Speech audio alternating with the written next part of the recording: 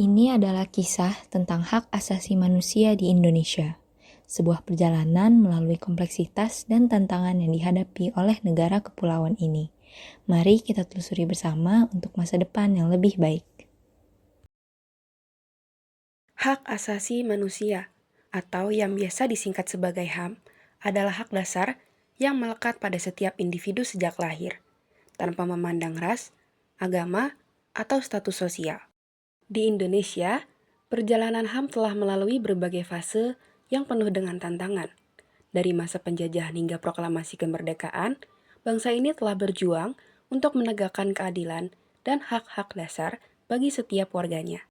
Reformasi 1998 menjadi tonggak penting dalam sejarah HAM Indonesia saat rakyat menuntut perubahan dan keadilan. Meskipun demikian, hingga kini perjuangan untuk memastikan bahwa setiap warga negara mendapatkan hak-haknya secara penuh masih terus berlangsung.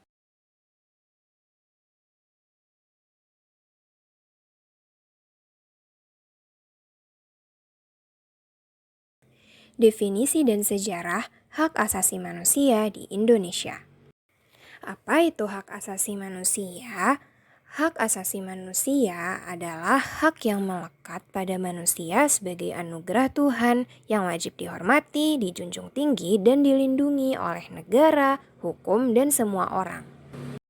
Pada tanggal 17 Agustus 1945, Indonesia memproklamasikan kemerdekaannya. UUD 1945 yang menjadi dasar negara juga mengandung prinsip-prinsip HAM. Seperti pada pasal 28 UUD 1945 misalnya, yang menjamin kebebasan berserikat, berkumpul, dan mengeluarkan pendapat. Hal ini menunjukkan komitmen awal negara terhadap perlindungan hak-hak asasi manusia. Namun, perjalanan HAM di Indonesia tidak selalu mulus. Pada era Orde Lama, di bawah Presiden Soekarno, meskipun ada upaya membangun negara yang berdaulat, terdapat berbagai pelanggaran HAM, terutama terhadap lawan politik. Di era Orde Baru, di bawah Presiden Soeharto, pelanggaran HAM semakin sistematis dan meluas. Kasus seperti peristiwa 1965 yaitu G30 SPKI, pembunuhan misterius Petrus, serta tindakan represif terhadap aktivis dan oposisi politik menjadi bukti nyata bahwa rezim Orde Baru mengutamakan stabilitas dan pembangunan ekonomi dengan mengorbankan hak-hak dasar warga negaranya. Pada tahun 1998, gerakan reformasi berhasil mengakhiri 32 tahun kekuasaan Orde Baru. Era reformasi membuka jalan bagi perubahan besar dalam penghormatan dan perlindungan HAM. Salah satu tonggak penting adalah pengesahan Undang-Undang Nomor 39 Tahun 1999 tentang Hak Asasi Manusia yang mempertegas komitmen negara dalam melindungi HAM. Undang-undang ini mencakup berbagai hak, mulai dari hak sipil, politik, hingga hak ekonomi, sosial, dan budaya. Pada tahun 1965, Indonesia mengalami salah satu pelanggaran HAM terbesar dalam sejarahnya. Setelah percobaan kudeta yang dikenal sebagai Gerakan 30 September, terjadi pembunuhan massal terhadap ratusan ribu orang yang diduga terkait dengan Partai Komunis Indonesia atau PKI. Mereka ditangkap, disiksa, dan dibunuh tanpa proses hukum yang adil. Hingga kini, banyak keluarga korban yang masih mencari keadilan. Pada 12 Mei 1998, 4 mahasiswa Universitas Trisakti tewas ditembak oleh aparat keamanan saat berdemonstrasi menuntut reformasi politik.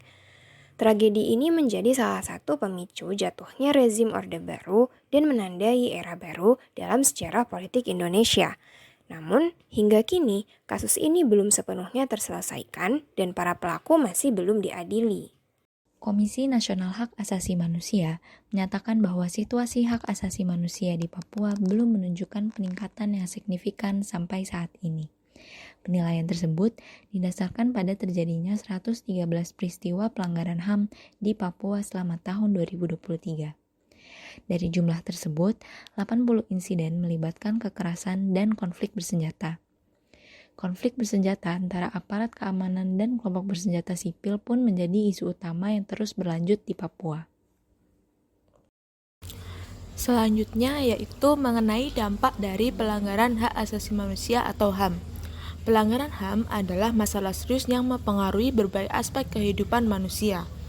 Hak asasi manusia adalah hak dasar yang dimiliki oleh setiap individu tanpa memandang latar belakang, ras, agama, atau status sosialnya.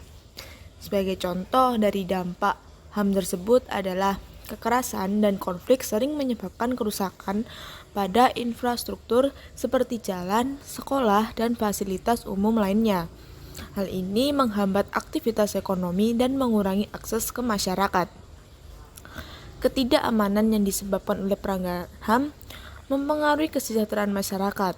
Konflik dan ketidakstabilan menyebabkan banyak anak tidak dapat mengakses pendidikan yang layak.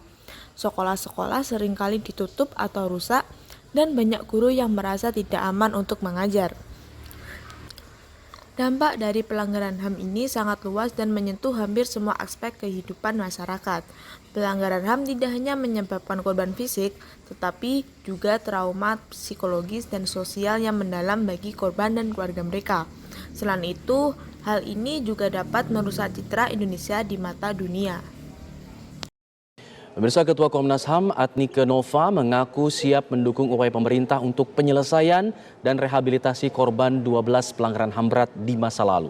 Berbagai upaya telah dilakukan untuk menegakkan HAM di Indonesia, seperti pembentukan Komnas HAM pada tahun 1993, yang merupakan langkah awal penting dalam mengawasi dan melindungi hak-hak asasi warga negara Indonesia. Selain itu, Pengadilan HAM juga didirikan untuk menangani kasus-kasus pelanggaran HAM berat. Aksi-aksi demonstrasi damai yang dilakukan oleh masyarakat sipil juga menjadi suara penting dalam menuntut penegakan hak asasi manusia dan reformasi kebijakan. Namun, perjalanan ini masih panjang dan penuh tantangan. Kendala struktural, politik, dan sosial masih terus menghadang, menuntut kita untuk tetap berkomitmen dalam perjuangan mencapai keadilan dan kesetaraan bagi semua.